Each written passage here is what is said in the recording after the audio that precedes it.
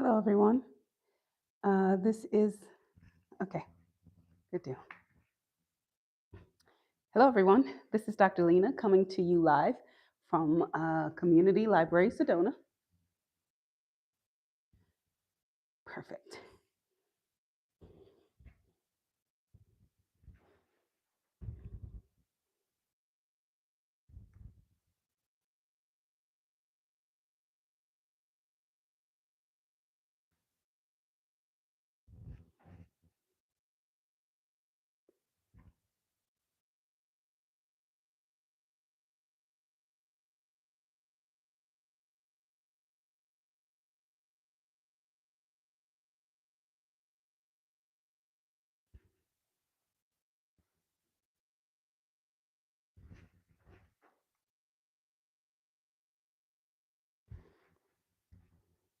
Hey, Siri, set a timer for 30 minutes.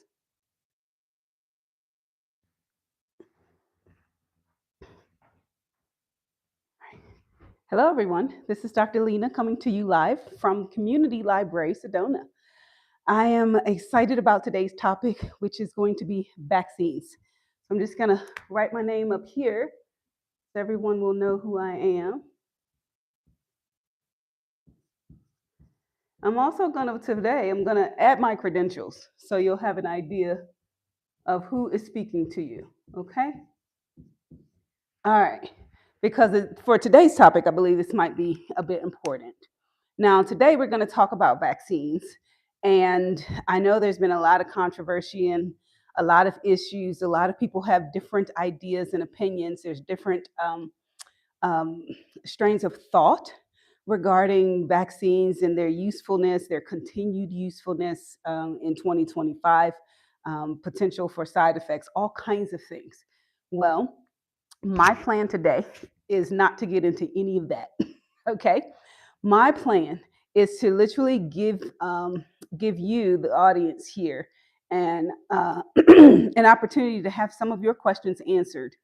And a lot of times we don't know which questions to answer, which questions to ask, because we don't have enough of a background or an understanding of the topic at hand, right? We take information from people who sound a bit sciencey, and then, we add a bit of personal experience to that, which is the least effective way to do research.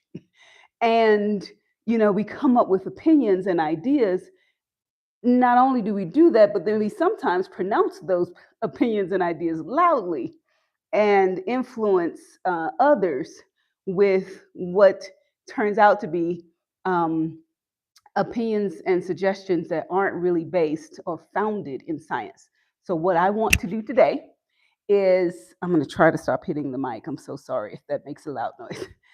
What I want to do today is try to give just a general understanding of vaccines, what they are, how they came about, how we use them, uh, and the conceptual understanding of how they work and why they work. Okay? Now it's going to get a little bit sciencey, and I hope you like science. And if not, I'm going to do my very best to make it fun anyway. All right. So here goes. This is based on some of the talks that I've gotten. Some of the questions that I've gotten recently, just the past few weeks, and just in different conversations with people with different backgrounds, having certain questions about vaccines and how they work.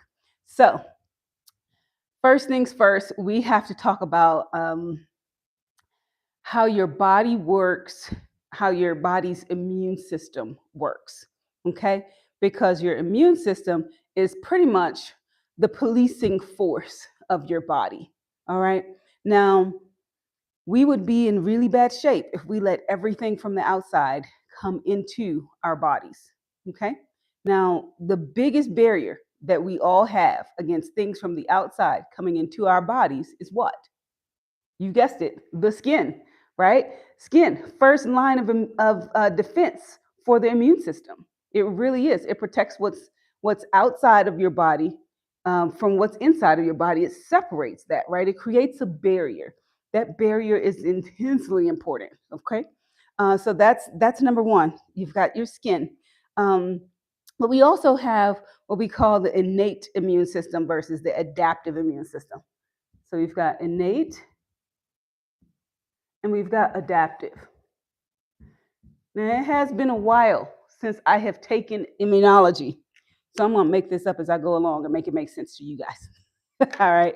I'm sure my friends who are actual immunologists might get on to me, but it's okay because as long as you understand the concept, we're in good position. All right. So there are certain things that happen in your body that protect you from outside things getting in. Right. For example, that's one of them. All right. I cleared my throat. What does that mean? It means I am forcing air up through my lungs, whatever has settled going into the back of my throat, wanting to get down into my lungs. That forcing air up clears that away. That literally is a part of your immune system when you do that. How do I know? Because when we have patients in the hospital who can't protect their own airways, one of the things we have to cover them for is pneumonia. Why?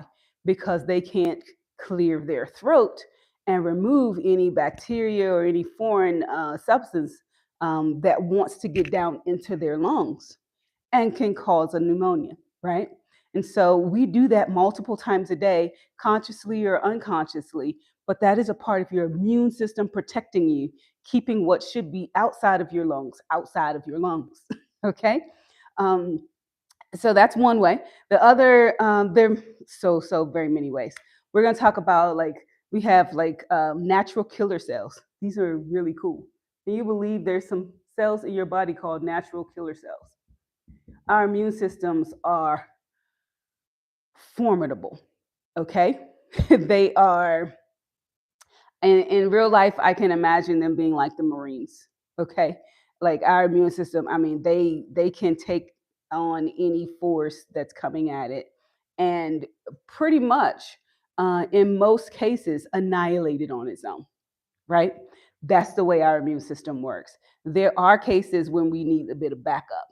Now, they're few and far between, believe it or not. And that's why the cases that we tend to vaccinate against tend to be ones that are actually deadly, simply because, you know, they just really are rare that they actually get past your immune system. We'll talk a bit more about that in a minute. So we've got natural killer cells, we've got macrophages. These are different types of cells that that function in certain ways. Okay, you've got T cells and B cells. Those will come in over here. T cells, B cells, and your adaptive immune system. Okay, we'll talk about adaptive in just a minute. But innate, we can keep talking about innate for just another minute because I want you to get an understanding of how complicated, how complex this system can be in protecting us, right? Um, for example, you have little hairs in your nose, other than, you know, making boogers and such. Um, what does that do?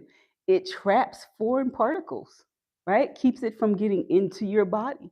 You have little hairs in your ears. You have, oh, what's it called? Not cilia. Oh, now I forget the name of it. So there we go. Exhibit A for today about me not knowing absolutely everything. So there's that. Um, but yeah, so you've got all kinds of little parts of your bodies that were designed in a way to actually keep you healthy. And so all of those things are already happening. Now, what happens if bacteria does get in or virus does get in? Here come your natural killer cells and your macrophages. They recognize foreign bodies. So your macrophage Ooh, this is about to get fun. I'm going to try not to go too deep. Okay. So say here's your cell here. Virus comes and gets inside your cell. All right. You've got a virus, decides to get inside. Virus. Once it gets inside your cell, the macrophage displays something on a receptor. Okay? You've got this display. And your natural killer cells are wandering around your body, just hanging out, doing their thing. They come around and they see this display, and boom, they attack this cell that has the virus in it, and it kills it. Very, very much an oversimplification of how this works. There are lots of things back here. One of them should be an eraser. Woo-hoo. Okay, so that's how that works in, a very oversimplified fashion. Now, we also have adaptive cells, T cells and B cells. So what these can do, these live in your lymph nodes and your thyroid gland, in your thymus, other places these types of cells live, right? And what happens? These types of cells are different. So say you've got your macrophage here, virus gets in, it displays a receptor that says this is part of the virus. B cells can come along, and what do? They don't act like natural killer cells and just attack it and kill it. What does it do? The B cell comes along, and it says, hey, look at that. Let's take notes, right? We're going to take notes that this is what this receptor looks like. And your B cells will take notes. And once it has a firm understanding of what this looks like, any other time this virus attacks your body, B cells will come out because they're already primed to go and attack it. We don't need the wandering, the happenstance. Actually, it's not the cell itself that attacks it, but we're just going to leave it right there. Like I said, this gets complex. So it creates antibodies against it and releases the antibodies against this thing that will go ahead and kill it, or target it to be killed by natural killer and macrophages. So all these things work together in a very complicated way. Why is that important? Because we as humans get exposed to any number of things that I will call antigens. What's an antigen? An antigen is anything that is not supposed to be inside your body. We'll call it that. Okay? That is, again, an oversimplification. But for our purposes today, we're going to call antigens things that aren't supposed to be inside your body, like dirt or a bacteria or virus, right? Something that shouldn't be inside there will be seen by your body as an antigen. So what in the world does that even mean, and why do we care? We're getting to that. So what happens is when antigens present, again, you got this, all our receptors are going to look the same today. We're not going to make them different.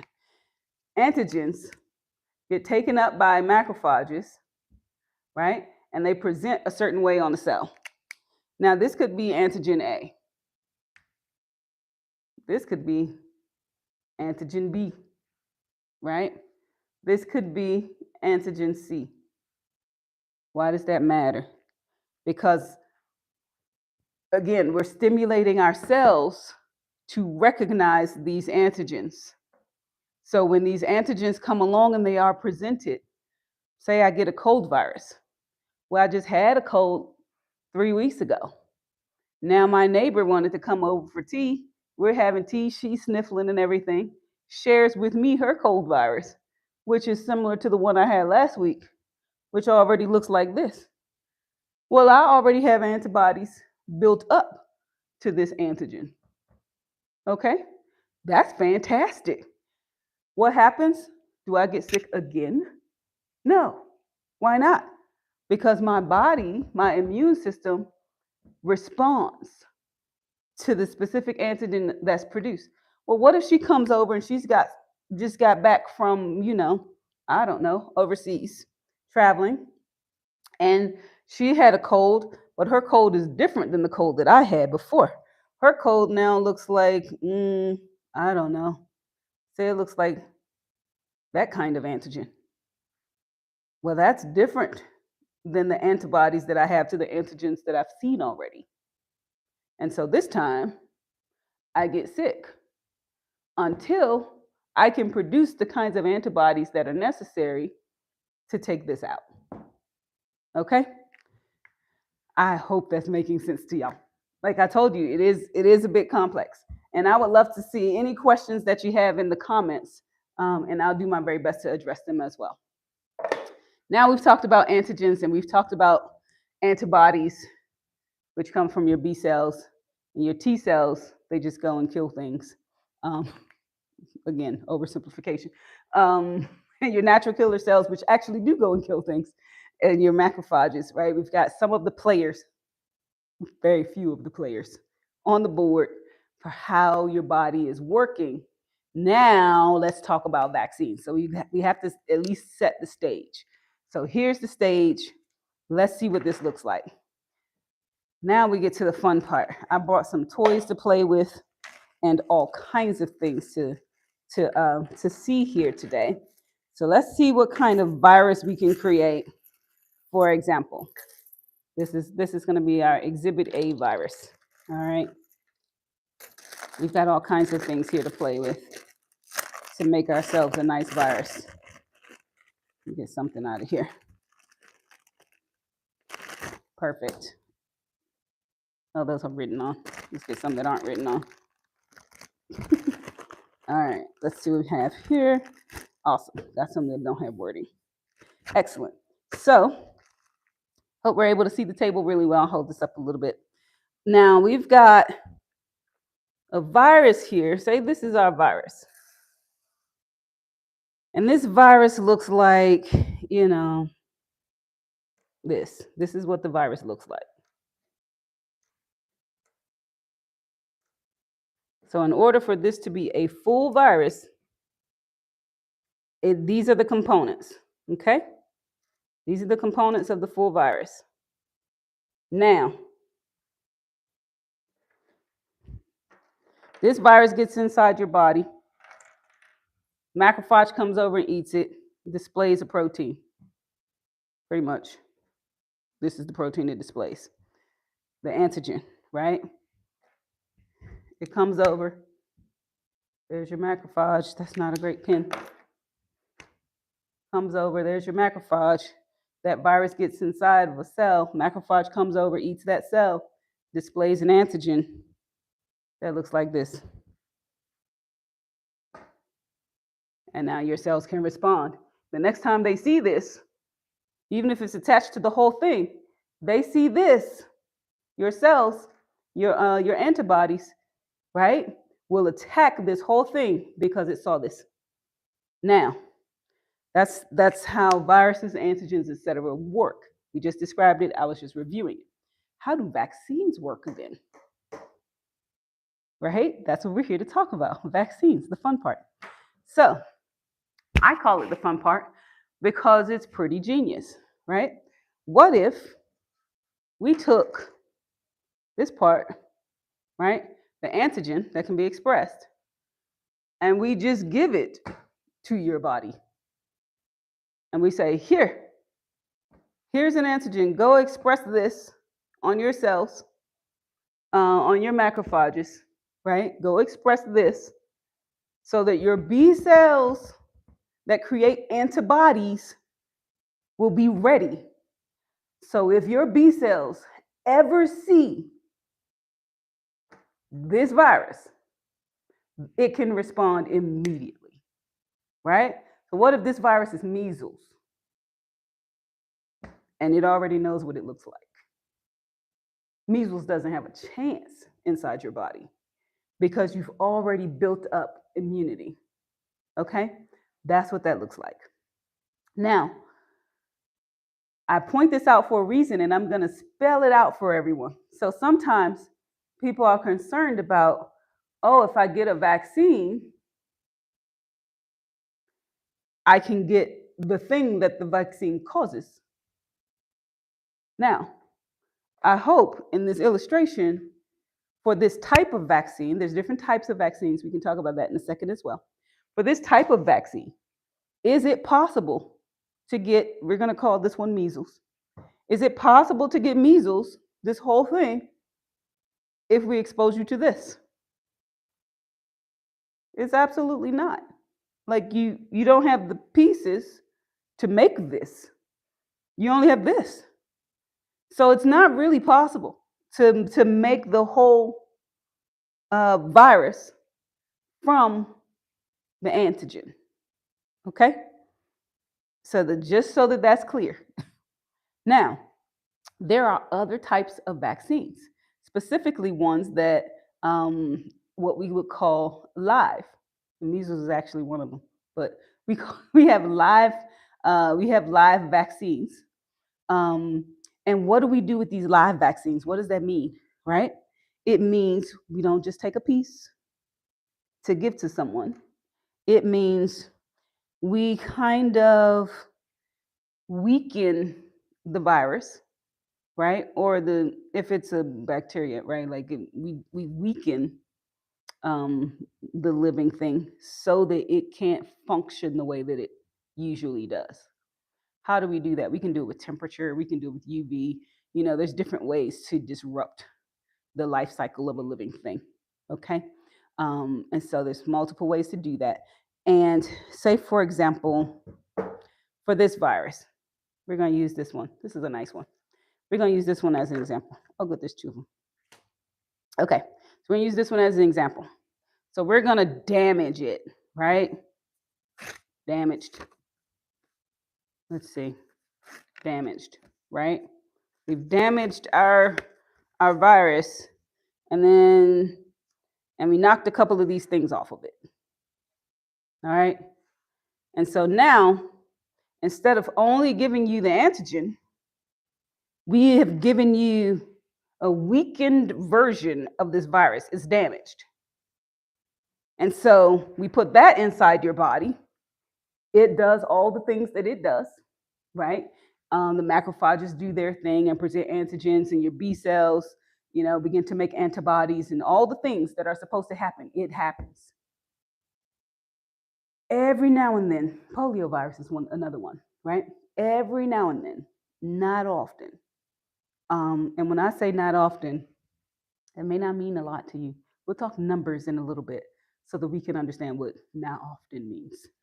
But every now and then, what can happen is somehow this virus that I did weaken, right? We tore it up, we weakened it. It's not the same. It can't function the same as it did before, right? And we took some of the little pieces off of it. It can't function the same.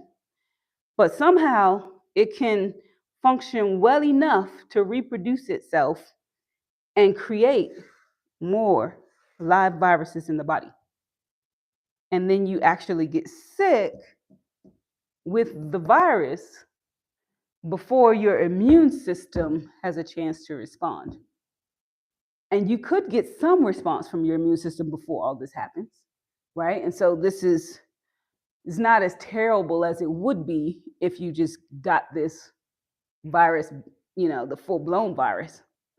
But it's still terrible enough, right? So I don't want to diminish the fact that, these can have serious consequences, right? When they do happen. Some of the consequences can be serious. They can be devastating. At times, they can be fatal, right? If you get certain live viruses that then go on to reproduce inside your body before your immune system has a chance to fully arm itself. Okay? Now, that actually leads us into a nice segue of how often does that happen? Because that is one of the main concerns that people have these days, right? Like, but what if a virus can hurt you? Well, number one, let's look at how many viruses we have let's look at how many vaccines we have that are still in this state, right? Weakened live vaccines. That's what that's called, a weakened live vaccine. Now we've got lots of vaccines that are this. It isn't a virus. It can't make a virus. It's only a tiny little piece of what was a virus. And then we stuck it inside your body and let your immune system go ahead and build itself up so that if it ever saw this virus, it could respond, right? So that's one way. This is the majority of our vaccines. There are, I don't have my notes, so this is going to be fun. At least two vaccines I can think of.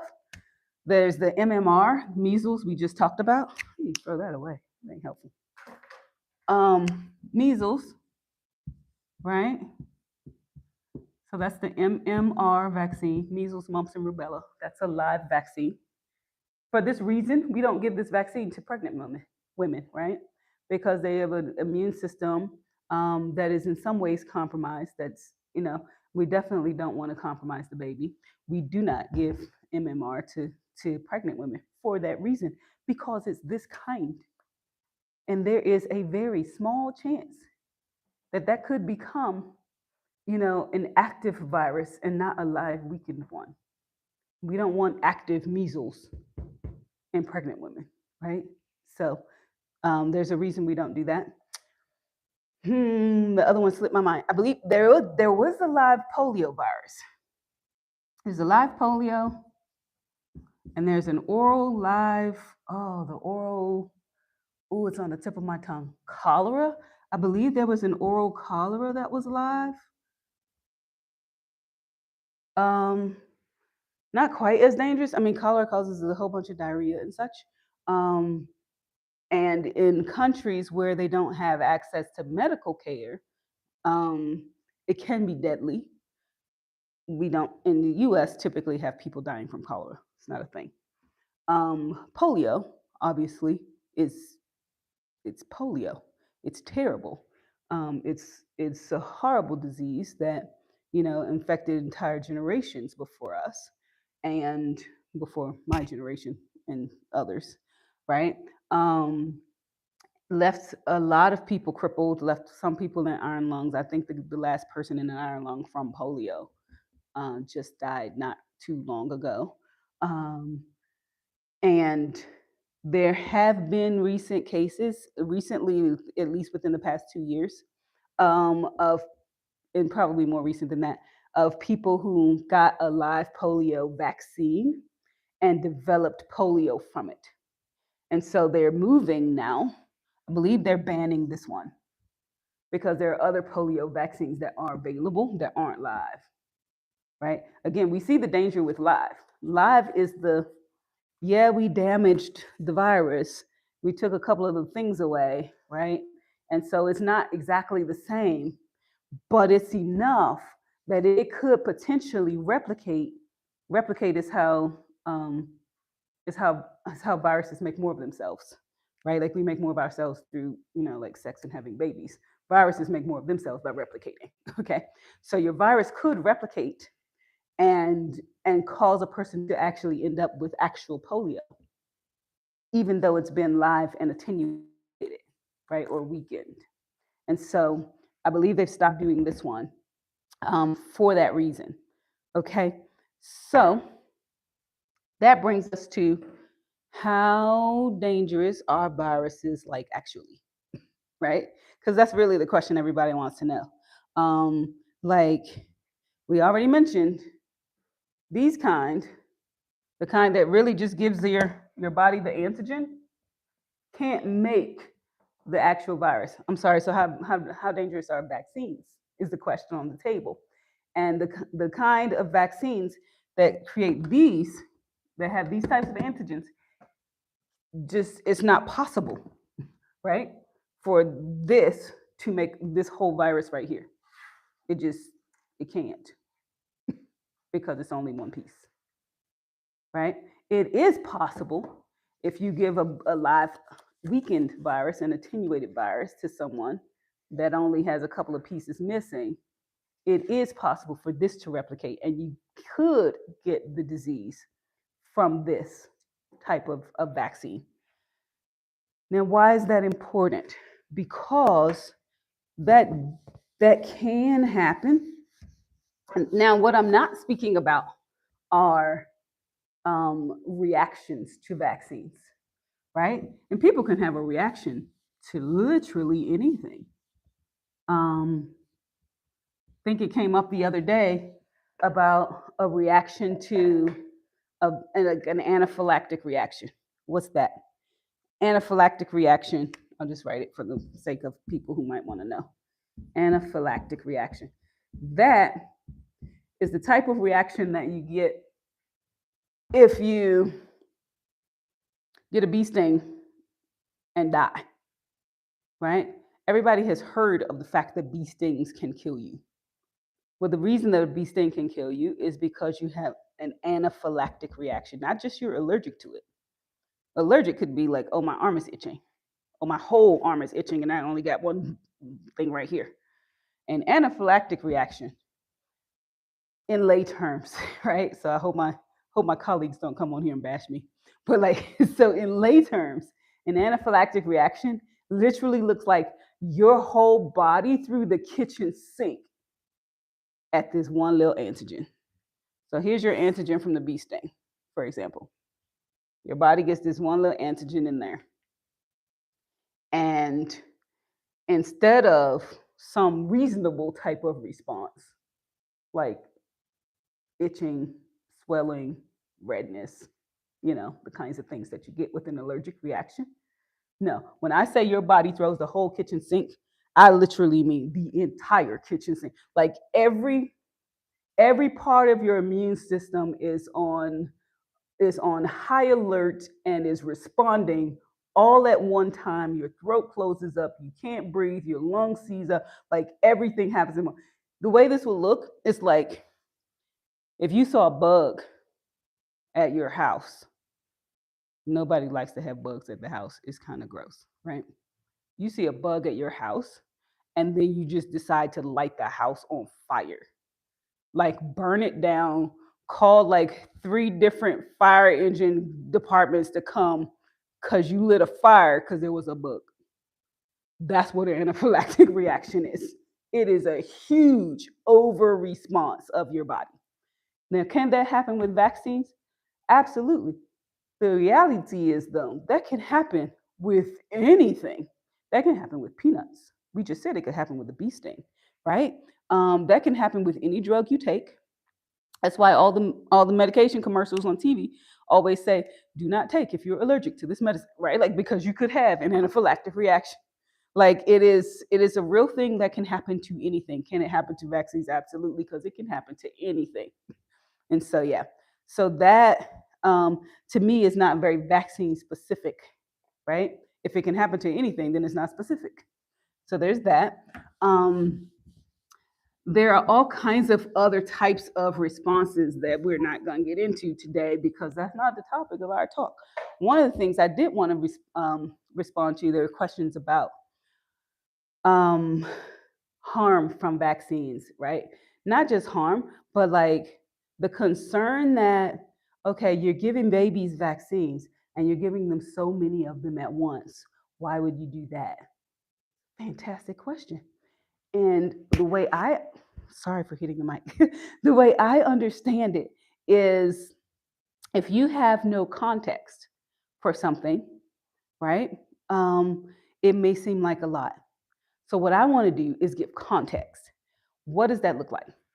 Now, for example, people are concerned about the number of vaccines, which to me, as a scientist, translates into the number of antigens we're exposing a baby to, right?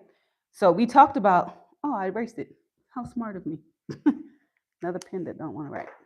And we talked about innate and adaptive immune systems, right?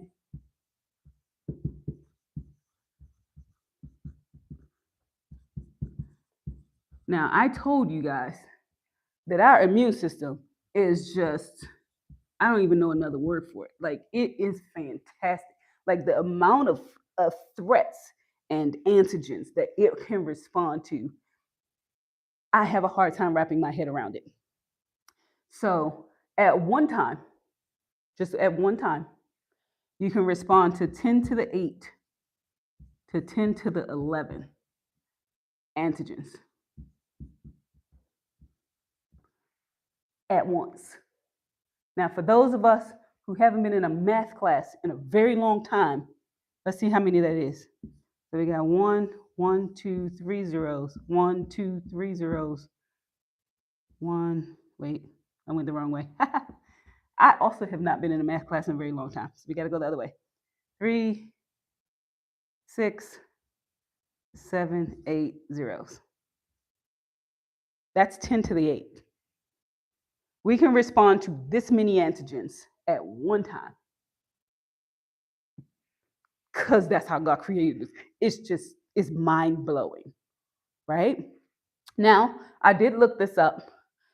From the ages of 0 to 12 years, if you count up all the different vaccines that a child gets, the exposure in 2025, the exposure is 55 to 60 antigens.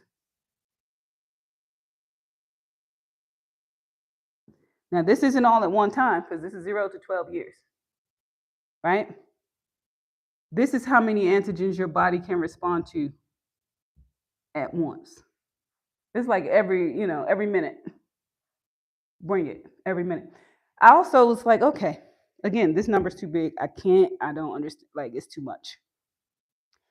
So I checked to see, well, how many antigens, say like a newborn, say for the first 24, 48 hours. I think I might have even asked 72 hours, right? How many antigens is a newborn exposed to, right?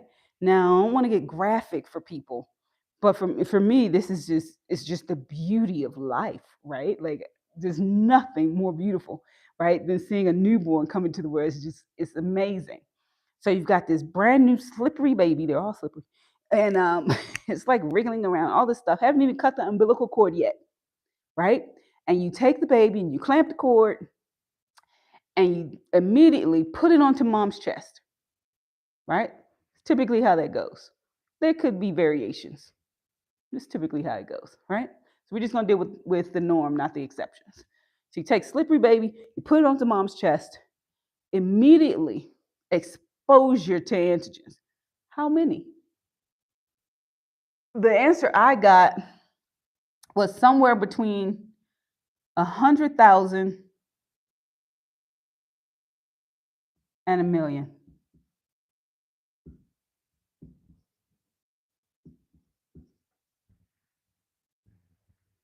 Immediately, right? And over the next 72 hours. Let's just say over the next 72 hours is up to 1 million antigens. Like all of these every little thing. Baby sucks on mom's breast, right? Baby gets handed off to dad. Baby is sitting in the nursery. Like whatever, wherever the baby is, boom. Everything from the environment the baby is being exposed to. Over 12 years, they get exposed to 55 to 60 antigens from vaccines. Now, is it only the antigens that we're concerned about? Absolutely not. There's some other things, because vaccines sometimes need adjuvants, right? That's another fun word, adjuvants. What is that? That's an irritator, basically, okay, in layman's terms. That's something that's going to irritate your body enough to stimulate an immune response, okay? So you have to have something that stimulates the immune response, because the thing that you're putting in, again, is so tiny that your body might just blow over it. So we're going to stimulate an immune response. We're going to put something in there that's an irritant, okay? Now, in the past, they would use things that sometimes there would be like, oh, my mind's not blanking, aluminum, right? Sometimes there would be aluminum. Sometimes there would be a substance called thimerosal, which has mercury in it, right? I believe those have all been stopped 20, 30 years ago, perhaps. I could look up a date, but those have been stopped a long time ago. Um, Due to concerns, despite the fact that the amount of mercury that was in those was minuscule. Okay, like there's more mercury in a can of tuna, but um, the concern was there, and those substances actually have been removed. So um, the adjuvants are one of the concerns that people have about what else is in the vaccine. Now, how your body responds to the vaccine, what your immune system does when it sees the antigen, all of those things come into play. All of those things are already coming into play the first 72 hours when brand new baby is being exposed to this many antigens. What I didn't look up, I'd heard a quote, it was years ago now, about how many antigens your child is exposed to on their very first day of school or daycare. Like it, I mean, these numbers dwarf what are being given with vaccines. I mean, absolutely, absolutely dwarf. So the reason I point this out is so that we can make the comparison, right? It's like, oh, well, if you give a baby a lot of vaccines, first of all, you don't even give them 60 at once, it's 60 over 12 years. But say you did give them 60 at once. How much is 60 compared to 100,000? And how much is that compared to how many your body can actually handle? This is how much we literally can actually handle. What if we gave 60 antigens at once? Could your body handle that?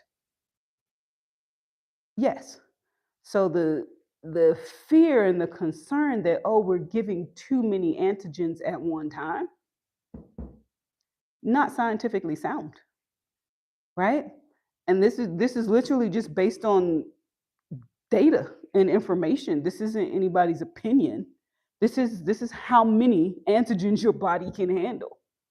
So that would be the major concern right there.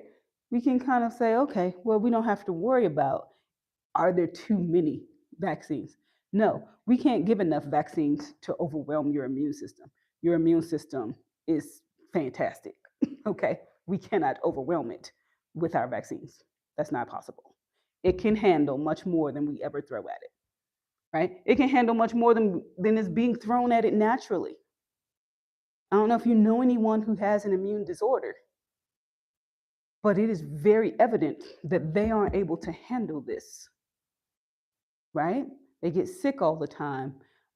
There's always an issue. They're always literally constantly ill because their body can't do what the majority of our bodies just do, of course, without us thinking about it. This is running in the background for so many of us. And it starts the moment we're born and we're exposed to this many in our first 72 hours, right? Your immune system is capable. So the question tends to be like, oh, well, I'm not sure we should be giving vaccines to babies and they're only a few hours old. Babies are exposed, okay? They are exposed to antigens and their innate and adaptive immune systems are working like rock stars already the moment they get here. Not a concern. Okay, so with that, I'll close. And if there are any further questions, feel free to reach out to me. Send your questions by email, by text. I believe the links are right there in my YouTube page. But yeah, you can leave your comments down at the bottom. Ask a question there at the bottom. I do my very best to answer it. Again, my name is Lena Gamble. And there I go with the mic. I'm going to put this mic somewhere else. Oh, I think I broke the clip. Oh, it's magnetic. That's fun. Okay, anyway. Have a wonderful day, everybody.